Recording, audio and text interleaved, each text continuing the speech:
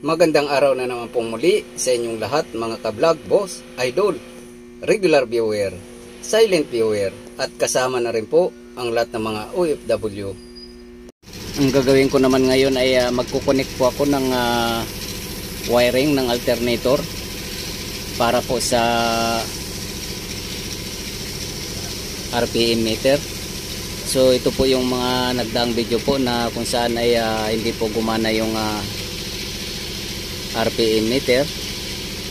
So naipakita ko po na mayroon pong naputol na wire dito. So ang gagawin ko po ngayon ay ikukunik ko na po. Ito po yung naging dahilan ng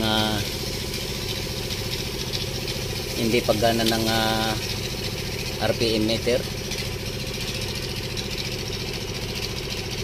Ito po siya.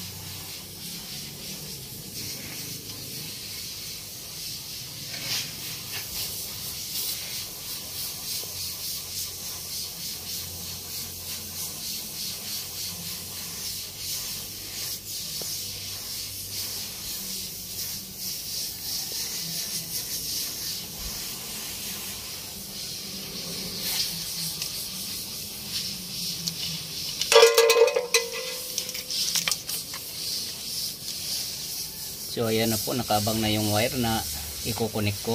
Itong dalawa po na to, ito po yung wire na ikukunik ko para gumana yung RPM meter. So ito po yung complaint ng driver na hindi po gumagana yung RPM meter nya. So ipaanda rin po muna natin para makita natin yung difference po ng hindi connected at saka yung connected siya, para malaman po natin kung gagana na po yung RPM meter. So ngayon po dapat hindi po gagana muna yan, at kapag na-connect na natin ay dapat gagana naman siya yung RPM meter na yun. So importante po yung RPM meter na yun dahil yun po yung basehan po ng driver kapag nagsi-shifting po siya ng shift lever. So kailangan po paganahin natin. So tingnan po natin, paandarin natin yung makina.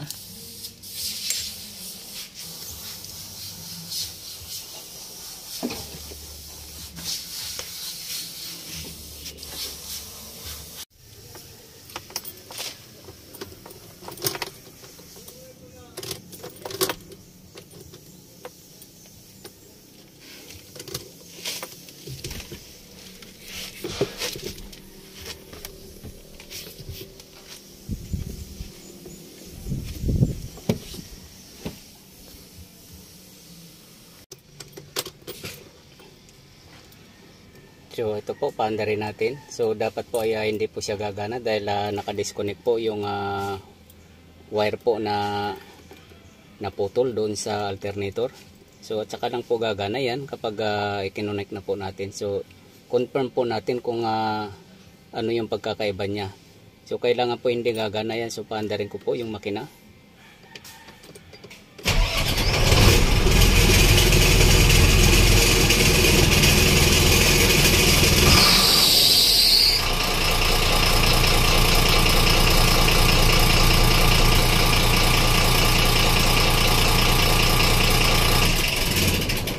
So confirm po hindi gumana yung meter dito, yung RPM meter. So i-connect na po natin para makita po natin kung gagana po siya, dahil yun po yung nakita kong putol na wire, kaya hindi po siya gumagana. Yun po yung complaint ng driver.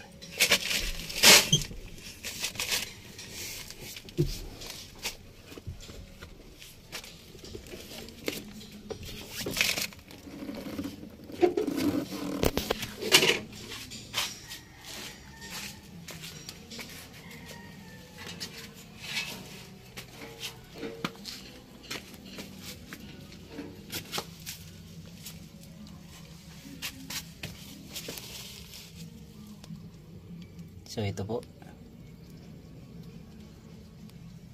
So kailangan po gagana na po yung RPM doon sa taas dahil connected na po siya. So paanda rin po natin ulit.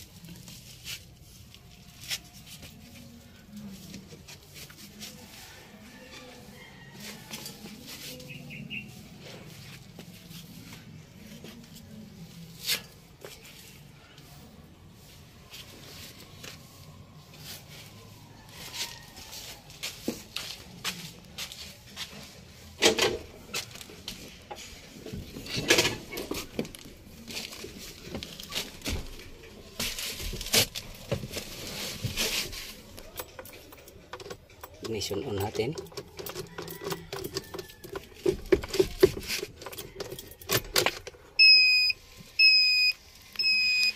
So ito po yung titingnan natin kasi ito po yung RPM meter. Dapat po gagana na po yan.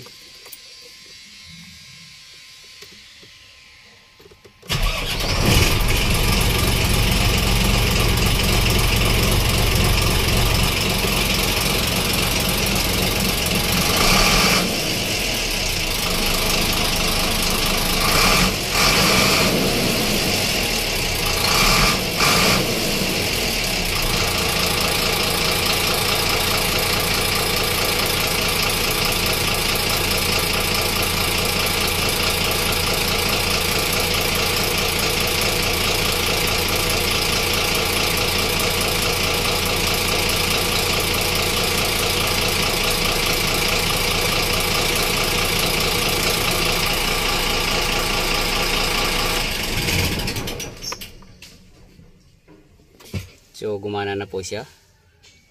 Paanda rin po natin ulit.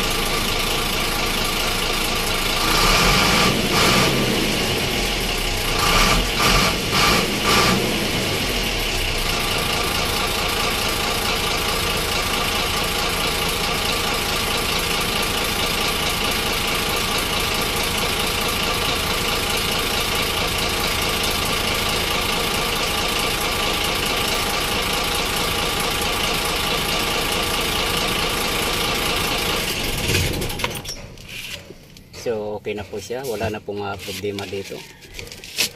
So balikan po natin yung connection po doon.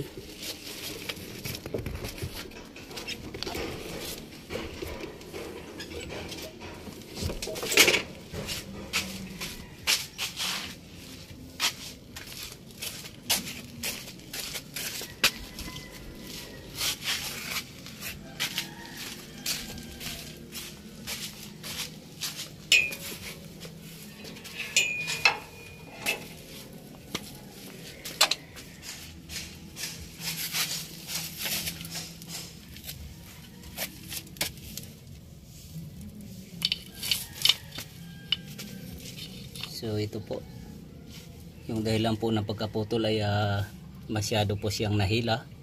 Yung clearance po ng wire ay masyadong maikli.